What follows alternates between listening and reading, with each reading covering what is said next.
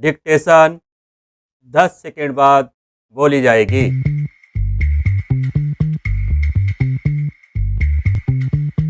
5 second. Ready, start.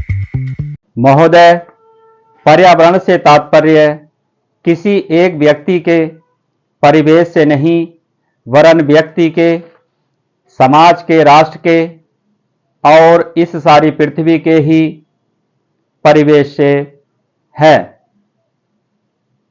जिसका प्रभाव व्यक्ति, समाज, राष्ट्र और सारे विश्व पर पड़ता है। पर्यावरण से तात्पर्य पेड़ पौधों, नदी, पहाड़ या किसी तंत्र विशेष से नहीं, वरन उस समग्र वास्तविकता से है जिस पर मानव मात्र का अस्तित्व और उसका संपूर्ण आध्यात्मिक एवं भौतिक विकास निर्भर है। अस्तित्व केवल शारीरिक स्वास्थ्य ही नहीं, मानसिक भी। स्वस्थ शरीर में स्वस्थ मन ही अच्छे स्वास्थ्य की परिभाषा है।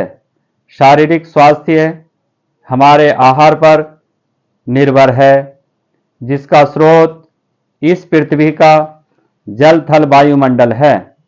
मानसिक स्वास्थ्य ही प्रकारांतर से इन्हीं पर निर्भर है, क्योंकि जैसा खाए अन्न वैसा बने मन।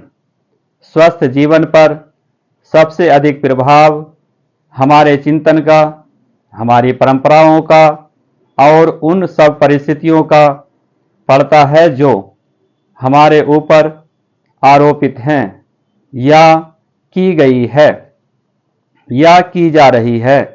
इसलिए पर्यावरण या परिवेश में जल, थल, वायु ही नहीं, बल्कि वे सारे घटक महत्वपूर्ण हैं, जिनका कुछ भी प्रभाव हमारे जीवन पर, हमारी क्रियाशीलता पर पड़ता है।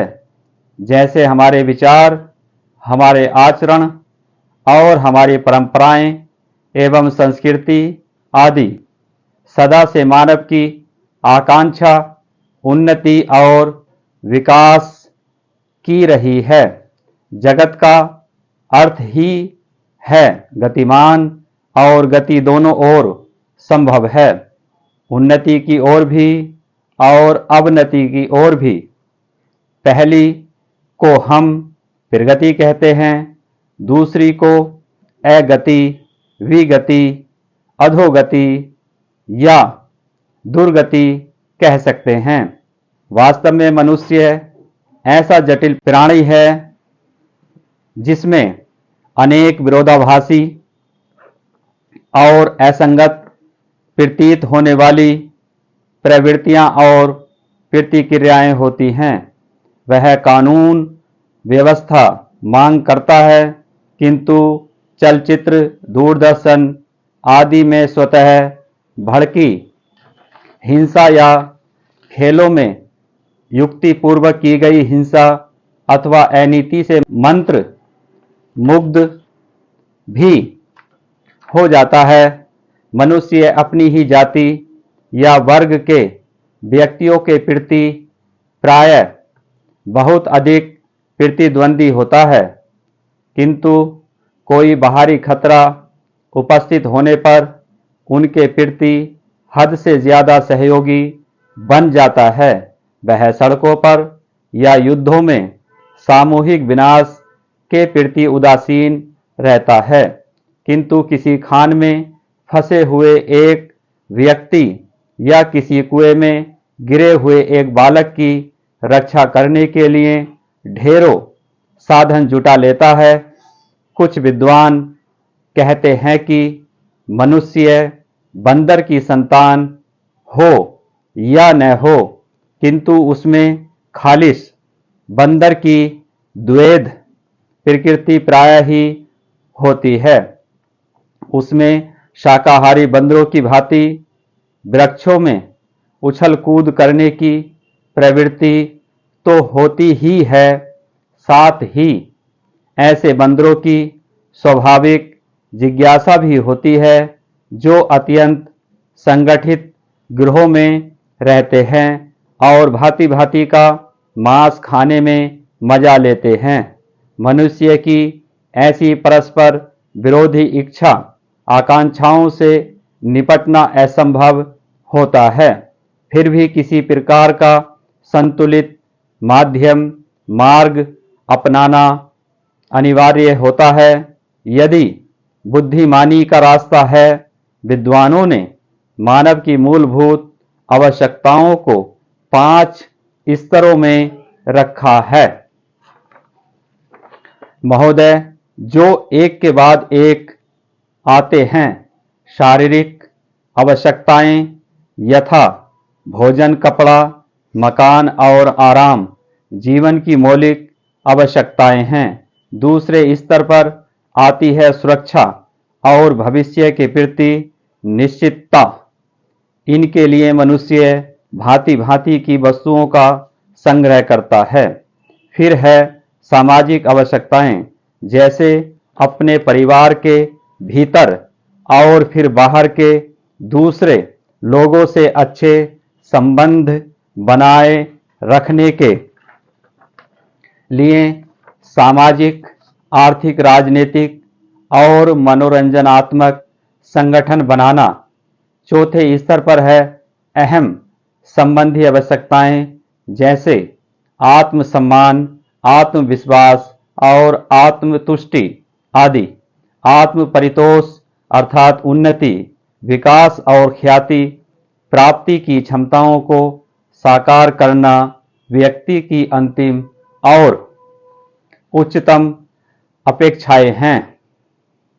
इन आवश्यकताओं की पूर्ति के लिए मनुष्य अपने आसपास उपलब्ध पर्यावरण का दोहन करता है। जल, थल, वायु ही नहीं, पेड़ पौधों, पशु पक्षी, जीव जंतुओं तक का उपयोग करता है। सभी शक्तियों का, यहाँ तक कि सबल व्यक्ति अपने से निर्बल व्यक्तियों तक का दोहन करता है, जो शोषण की सीमा तक पहुंच जाता है। इसके लिए भांति भांति की तकनीकें खोजी और अपनाई जाती हैं। प्रौद्योगिकी ने मनुष्य को भांति भांति की आवश्यकता की वस्तुएं अभूतपूर्व प्रचुरता से देकर संतुष्ट किया है और आवश्यकता की सीमा रेखा भी खिसकाई है। विलासिता और सजावट की ऐसी सामग्री भी दी है जो अब बहुत कुछ आवश्यकताओं में गिनी जाने लगी है। स्वचल वाहन, दूरदर्शन, धुलाई मशीन, सफाई मशीन, सिलाई मशीन, स्टोव, चूल्हे, मिक्सी, फ्रिज आदि अब बहुत से लोगों के लिए अनिवार्य आवश्यकता की कोटि में आ गई हैं। तकनीकी और प्रौद्योगिकी से यह सब संभव हुआ है, किंतु एक ऐसा अल्प वर्ग भी है जिसके लिए विलासिता आवश्यकता की कोटि में आ चुकी है। विज्ञान की जन समुदाय के लिए तो मौलिक न्यूनतम आवश्यकताएं भी विलासिता ही बनी हुई हैं। औद्योगिकरण के सहारे मनुष्य ने जितना भी विकास किया है, उसे वह उन्नति कहकर संतोष करने लगता है और अपनी द्वैध प्रकृति के कारण यह ध्यान नहीं देता कि इस विकास से वर्ग भेद पनपा है। अमीरी गरीबी के बीच की खाई चौड़ी हुई है।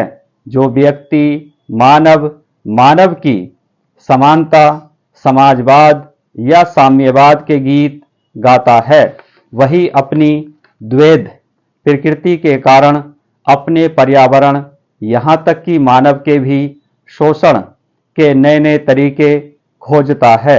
यह शोषण बलात्कार की सीमा तक पहुंच गया है।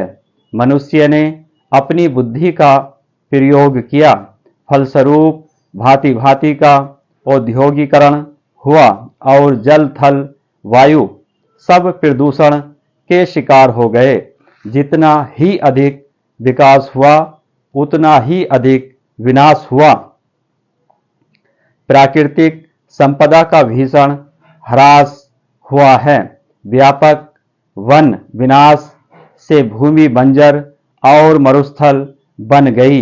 एक बड़ा हवाई जहाज एक दिन में जितनी ऑक्सीजन खर्च करता है, उतनी ऑक्सीजन 17,000 हेक्टेयर वन में तैयार होती है, और वन बचे ही कितने हैं।